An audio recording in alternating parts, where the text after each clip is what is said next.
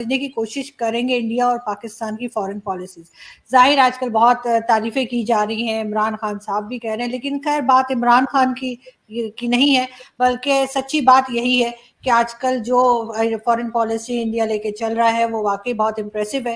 اور پاکستان کی foreign policy کو کس طرح سے دیکھتے ہیں شروع سے لے کے ابھی تک، اگر ہم 75 ایئرس کی بات کریں، کہیں تو پاکستان نے بہتر کیا ہی ہوگا، تو وہ کون سے سال تھے اور اس کے علاوہ کیا چیز ایسی کر سکتا ہے پاکستان جس سے ہماری بھی فورن پالیسی ایسی ہو جائے کہ ہم چائنا، امریکہ اور رشیا سب کے ساتھ جو ہے ہمارے ٹرمز بھی ایک جیسے ہوں جیسے کہ بھارت کے ہیں. اور کیا کہیں گے سر آپ فورن پالیسی کو لے کر دونوں کنٹریز کی؟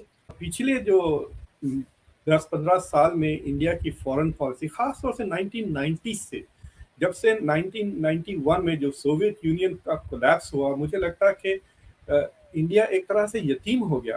اور یتیم ہونے سے یہ ہوتا ہے کہ آپ امیڈیٹلی گرو ہو جاتے ہیں. تو انڈیا ایک دم 1991 کے بعد سے اکنامک لبرلائزیشن ہوا، انڈیا کی اکانومی تیزی سے بڑھتی گئی، اور اس سے انڈیا کی فورن پالیسی میں کانفیڈنس بڑھتا گیا. اب تو وہ یہ مودی کی سرکار میں تو آپ کو کافی نظر آتا کہ یہ they are playing on the front foot, اور پچھلے 5-10 سال سے Pakistan is playing on the back foot. تو یہ فرق تو ضرور ہے. اور اس میں بیسکلی سب سے بڑی جو فرق آئی ہے وہ اکانومی میں ہے. انڈیا کی جو اکانومی تیزی سے بڑھ گئی ہے. پچھلے اس سینچری میں انڈیا کی جو پر کیپٹل جی ڈی پی ہے وہ 10 گنا بڑھ گئی. انڈیا نے تقریباً 270 سے زیادہ ملین لوگوں کو غربت سے مڈل کلاس میں لے کر آیا. پلس انڈیا کے پاس اب ڈسپوزیبل کیش بھی ہے، یعنی وہ ہتھیار سب سے زیادہ خریدتے ہیں دنیا میں. تو ہر ملک انڈیا کی طرف دیکھیے کہ آرزو سے دیکھتا ہے کہ یہ میرے ساتھ کچھ خرید لیں، so that is also there.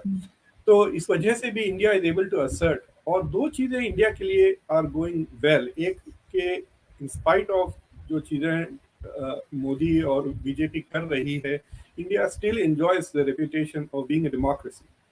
تو اس وجہ سے بھی انڈیا کی کافی عزت ہے.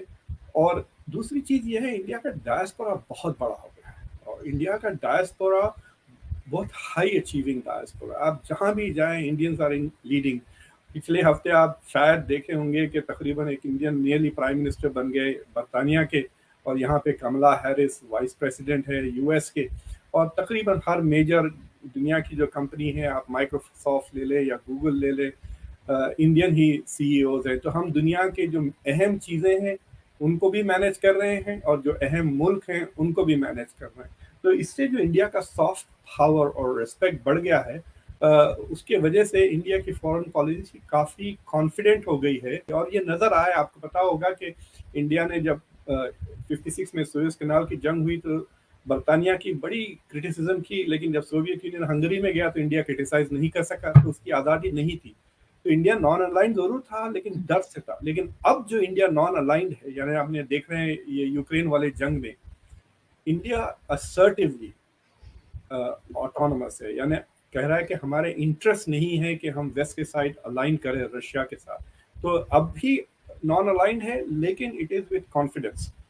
تو انڈیا کی جو شروع سے یہ رہی کہ we should maintain strategic autonomy. یعنی ہم یہ جو عمران خان جو تعریف کر رہے ہیں انڈیا کی، وہ اس بات کو لے کے تعریف کر رہے ہیں کہ India has maintain strategic autonomy. کسی سپر پاور کے دباؤ میں آ کے وہ ایسے حرکتیں نہیں کرتی انڈیا جو انڈیا کے مفاد کے خلاف.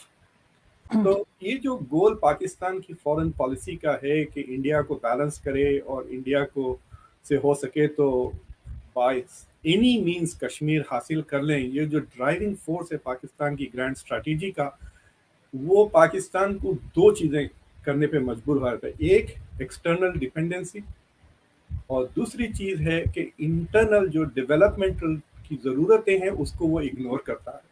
تو مجھے لگتا ہے کہ جو جب تک کہ سول سوسائٹیز مضبوط نہ ہو جائے اور فورن پالیسی پہ سیریس ڈیبیٹ نہ ہو، تو جب تک مجھے لگتا کہ پاکستان کی فورن پالیسی پاکستان کے انٹرسٹ کو جب تک سرو نہیں کرے گی، it will serve the interest of elite to stay in power, but لیکن it will not serve the interest of the ملک. اور یہ بہت اہم چیز ہے پاکستان کے لیے.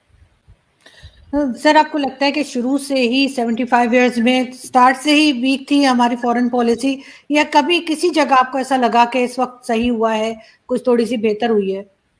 دیکھیے پاکستان کی جو geopolitics strategic geopolitical location ہے اس کو پاکستان نے کافی اچھا ایکسپلائٹ کیا، کولڈ وار کے دوران بھی ایکسپلائٹ کیا، اور جو ہے سو یہ جو سوویت یونین کے وقت بھی کیا، اور پھر یہ وار آن ٹیرر میں بھی پاکستان نے کافی ایکسپلائٹ کیا، اور آپ کو پتا ہوگا کہ تقریباً 30 سے لے کے $40 بلین تک ایڈ بھی آ گئی امریکہ سے، لیکن پاکستان نے اس کو اسکوانڈر بھی کر دیا، مطلب فضول میں اڑا دیا۔ 1965 کی جو جنگ ہوئی تھی جس میں پاکستان نے انیشیٹ کیا تھا وہ جنگ، اس میں صاف ظاہر تھا کہ Pakistan was technologically ahead of India, اس ملک میں ٹیکنالوجی، تو وہ ساری چیزیں کا ایڈوانٹیج ہوا تھا۔